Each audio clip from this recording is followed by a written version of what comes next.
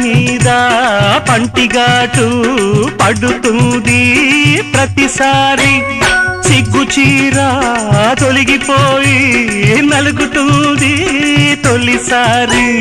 మా పటేల మేలుకున్న కళ్ళ ఎరుపు తెల్లవారి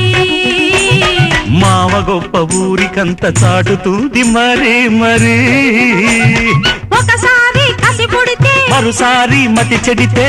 వయసు పోరు తీరాలిరా వలపు జోరు తెలాలిలే